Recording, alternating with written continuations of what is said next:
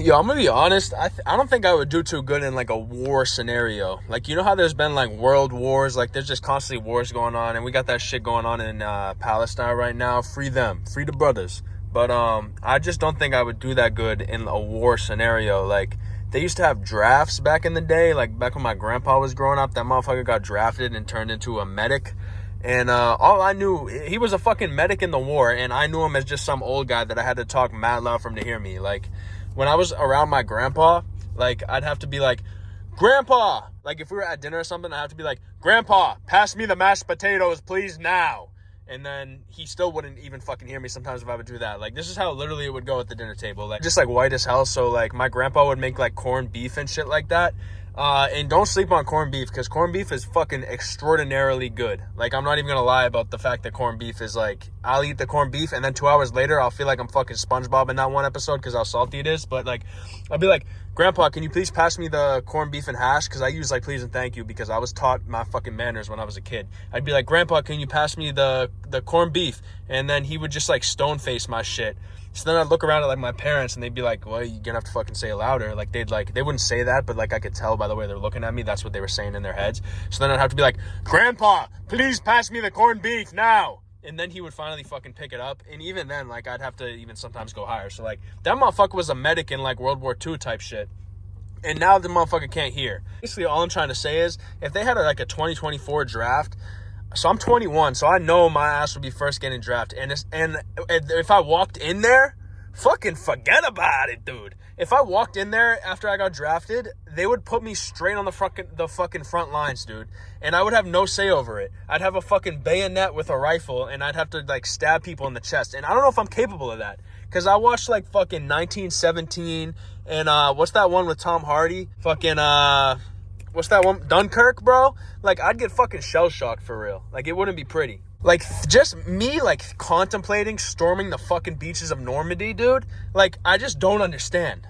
Well, first of all, I'd be stoic as hell. I'm not even gonna lie. Like, I'd change my demeanor as soon as I got drafted. Like, I'm all happy and shit like that right now.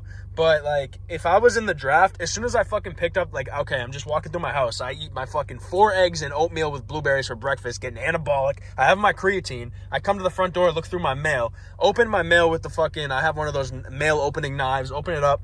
Matt Marauder, you're drafted to World War III. We're going to need you on the front lines in fucking Kuwait. And I'm just going to be like, I'm going to go from happy-go-lucky to just stone-faced as fuck. You're never going to see me again on this channel.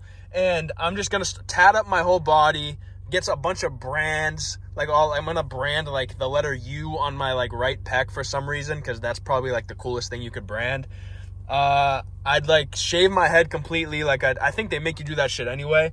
And the back of my head, so, like, my parents left me laying on my back when I was a kid. So the back of my head, like, I got no fucking tummy time. You know what I'm saying? So if I buzzed my shit right now, that's why I can't rock a buzz cut. Because if I buzz my shit, the back of my head is just flat. Like, my shit literally, so, like, my forehead goes, like, so my jaw starts here, and it goes out far as fuck because I have a crazy jaw. So my neck is here, and then my jaw just protrudes out, like, 3 feet. Then my chin comes back a little bit, and then goes into my voluptuous lips, into my perfectly fucking triangulated nose, up onto my fucking forehead that's only 4 fingers. My forehead is fucking perfectly sized.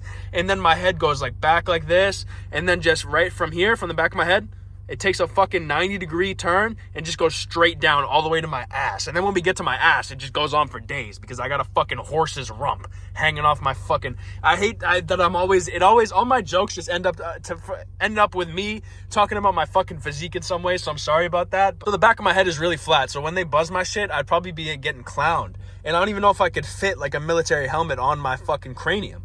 So I think it would be a real problem because I'd have to wear a helmet because I don't want to get fucking my shit blown off. And then my parents are like, what happened to him? And they're like, he got a fucking Barrett 50 cal to the dome and the flat back of his head just propelled it right through. All I'm trying to say basically is if I got drafted and had to shave my head and shit, like, I don't know, like, I don't even think I would be able to make any military friends unless I was going with my boys now. I wouldn't be able to fucking sleep. Because right now I go to bed at like 3 a.m. It's nearly 4 a.m. and I still look peng. What are you doing? Sleeping like a dickhead. So my sleep schedule will be fucked up. So, like, and then you have to, if you're in the military, like, for some reason, you got to get up at, like, 5 a.m. all the time. And then sometimes you get bombed and shit, and you got to get up at, like, whenever the fuck. So, I'd be sleep deprived as fuck. Like, I wouldn't be fucking, like, I would shrivel up because right now, like, my muscles are just filled with creatine. If I had to go to war, I'd have to stop taking creatine.